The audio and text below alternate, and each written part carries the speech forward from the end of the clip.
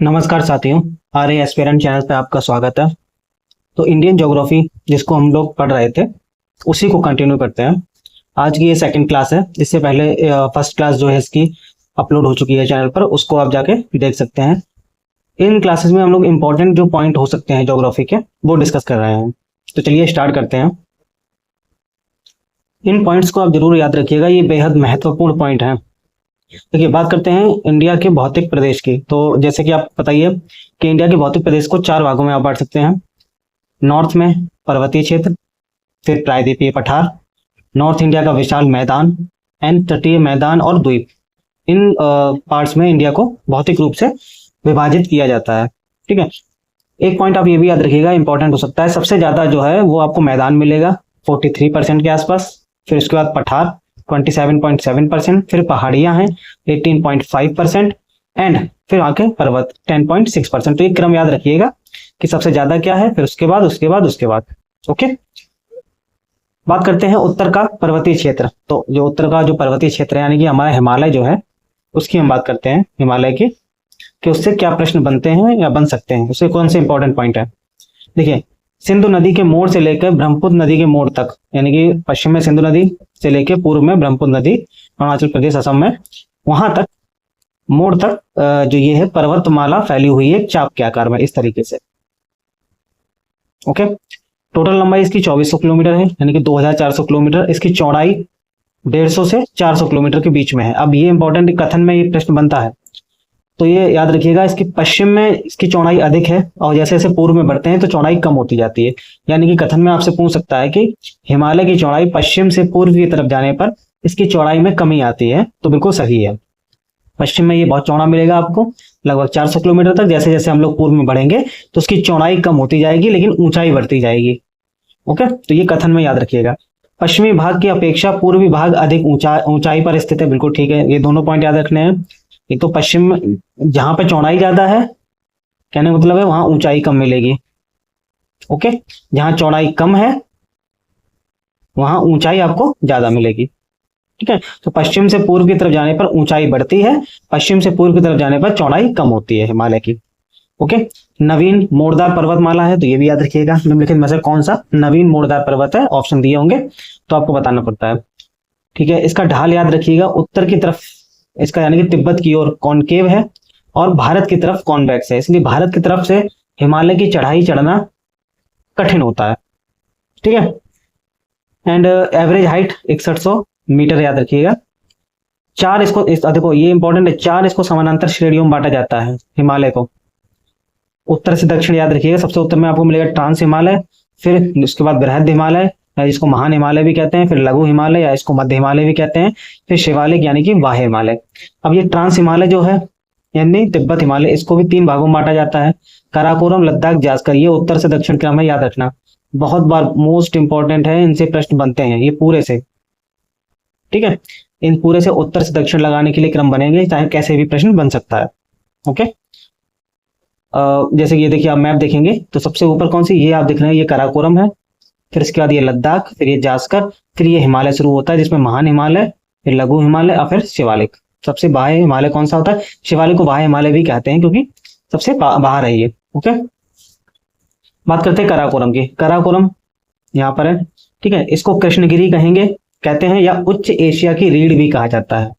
Mount केटू यानी कि Godwin Austen, India का सबसे ऊंची चोटी है ये इसी हिमालय पर स्थित है। ठीक है, लेकिन हालांकि ये अब पीओके के अंतर्गत आती है, तो वो एक अलग मैटर है, लेकिन हमारा पीओके भी हमारा ही पार्ट है, इसलिए भारत की सबसे ऊंची चोटी केटू कही जाती है, गॉडविन ऑस्टिन, जो कि इंडिया की सबसे ऊंची चोटी है। और ये केटू कहाँ पर है, काराकोरम श्रेणी पर है। ठीक है, ये काराकोरम श्रेणी की बात कर रहे हैं हम। नुब्रा घाटी, सियाचिन, बियाफो, बाल्टोरा, हिस्पर, ये ऐसे ग्लेशियर आपको काराकोरम श्रेणी पर मिलेंगे, तो ये आपको याद रखना है। नेक्स्ट बात करते हैं लद्दाख। काराकोरम के दक्षिण में मिलेगी लद्दाख, ये क्रम याद रखिएगा, काराकोरम है, फिर उसके दक्षिण में लद्दाख। राकापोशी एक चोटी का नाम है, सर्वोच्च चोटी है जो कि लद्दाख में है, लद्दाख श्रेणी पर स्थित है राकापोशी। विश्व की सबसे खड़ी ढाल वाली चोटी है, ये भी याद रखिएगा। उसके दक्षिण में है जास्कर, यानी लद्दाख के साउथ में स्थित है, दक्षिण में है। ये मोस्ट इंपॉर्टेंट ये पॉइंट है, लद्दाख और जास्कर श्रेणी के बीच में सिंधु नदी बहती है, याद रखिएगा। नंगा पर्वत यहाँ की सर्वोच्च चोटी है जास्कर की। माना, नीत, लिपुलेख, किंगरी बिंगरी, ये इत्यादि दर्रे जो हैं इसी जास्कर श्रेणी पर स्थित हैं। ओके, इसके नीचे अगर आप आएंगे दक्षिण में तो आपको मिलेगा हिमालय, जो वृहद हिमालय है वो स्टार्ट हो जाता है। वृहद हिमालय जिसको हिमाद्री, सर्वोच्च, महान, आंतरिक हिमालय आदि नामों से जाना जाता है। ये नाम याद रखिएगा। नंगा पर्वत से लेकर नामचा वरवा पर्वत तक ये चाप के आकार में फैला हुआ है। लगभग 2500 या 2400 किलोमीटर, कहीं कहीं आपको 2400 भी लिखा हुआ मिलेगा। तो 2400 से 2500 किलोमीटर फैला हुआ है ये। तो मुख्य हिमालय है, यानी कि बृहद हिमालय जिसको मुख्य हिमालय कहते हैं, इसकी चौड़ाई 25 किलोमीटर है। ठीक है, चोटियों की बात करें, चोटियां इंपॉर्टेंट है, याद रखिएगा। एवरेस्ट, कंचनजंगा, धौलागिरी, अन्नपूर्णा, मकालू, नंदा देवी, त्रिशूल, बद्रीनाथ, नीलकंठ, केदारनाथ, ये सभी आपको महान हिमालय पे मिलेंगे। एवरेस्ट, इसको चोमो लुंगमा भी कहते हैं तिब्बती भाषा में, एंड सागर माथा कहा जाता है नेपाल में। ओके, मिलान, गंगोत्री हिमनद, जेमू हिमनद, देखो मिलान, गंगोत्री हिमनद ये उत्तराखंड में है, एंड जेमू हिमनद जो कि सिक्किम में है, आपको इसी चोटी पर देखने को मिलेगा। एंड बुर्जिला, जोजिला, बड़ा लाचला, शिवकिला, थांगला, नाथुला आदि दर्रे भी इसी वृहद हिमालय में आपको देखने को मिलेंगे। वृहद हिमालय के पार्ट हैं ये। ठीक है, नेक्स्ट इसके दक्षिण में मिलेगा लघु हिमालय। लघु हिमालय की बात करते हैं, जो कि बृहद हिमालय के दक्षिण में है। इसको मध्य हिमालय भी कहते हैं, नाम याद रखिएगा। मध्य हिमालय या हिमाचल हिमालय भी कहा जाता है, इसको हिमाचल हिमालय भी कहते हैं।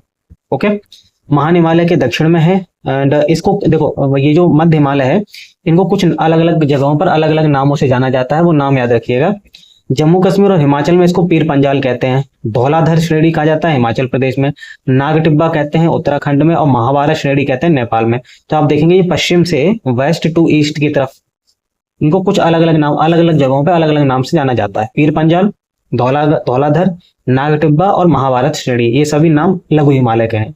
कहाँ कहाँ पर कहे जाते हैं यह इंपॉर्टेंट है, याद रखिएगा।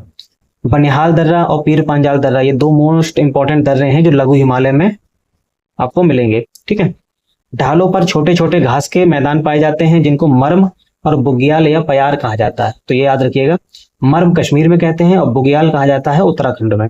ये सभी आपको लघु हिमालय की ढालों पर मिलेंगे। ओके, कुछ घाटियां हैं जैसे कि कश्मीर घाटी, काठमांडू घाटी, डल झील, ये सभी महान हिमालय और लघु हिमालय के मध्य स्थित हैं। बहुत मोस्ट इंपॉर्टेंट क्वेश्चन है, काफी बार क्वेश्चन ये प्रश्न पूछा गया है। ओके, कि कश्मीर घाटी, काठमांडू घाटी और डल झील ये किन दो श्रेणियों के बीच में स्थित है, महान हिमालय और लघु हिमालय के बीच में। कभी कभी लघु हिमालय की जगह पीर पंजाल भी लिखा हुआ आ जाता है, तो वो भी याद रखिएगा। महान हिमालय की जगह वृहद हिमालय, हिमाद्री, ऐसा भी कुछ लिखा होगा।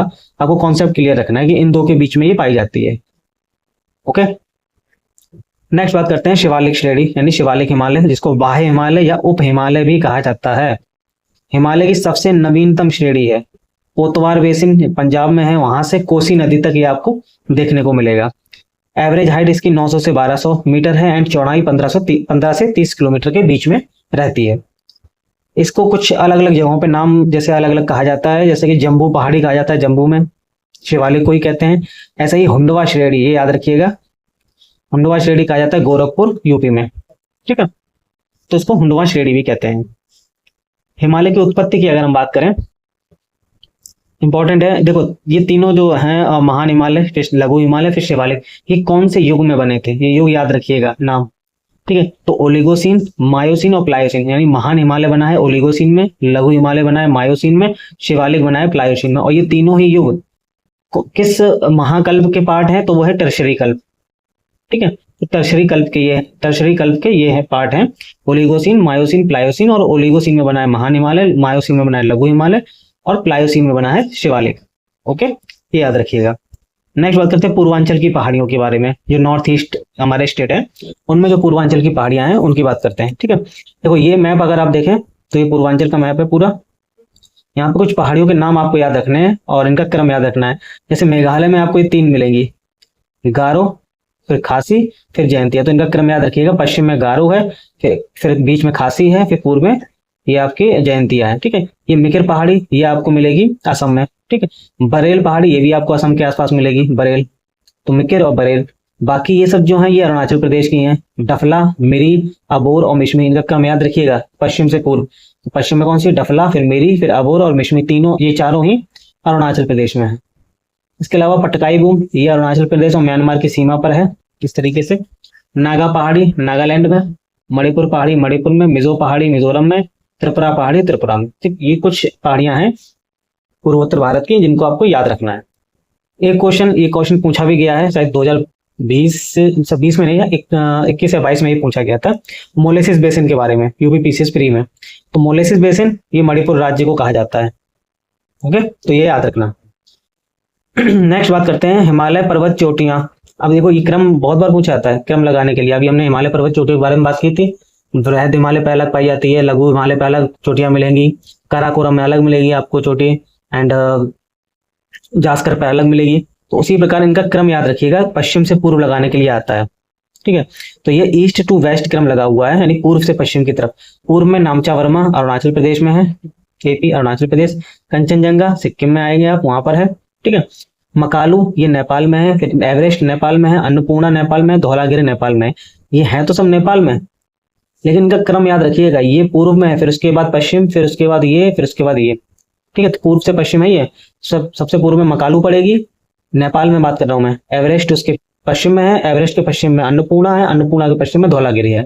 फिर नंदा देवी आप जानते हैं उत्तराखंड में है, और केटू आप जानते ही हैं लद्दाख में आपको मिलेगा वर्तमान में। ठीक है, लद्दाख में। फिर नंगा पर्वत और राकापोशी।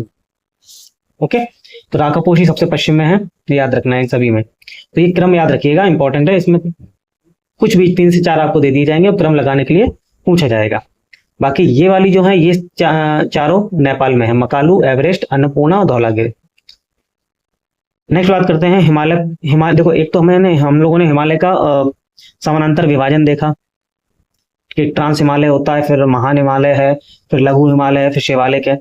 एक हिमालय का प्रादेशिक विभाजन भी है जो नदी घाटी के आधार पर है, और ये किसने किया था? सिडनी बुर्रार्ड ने। सिडनी बुर्रार्ड के द्वारा नदी घाटियों के आधार पर हिमालय का विभाजन किया गया।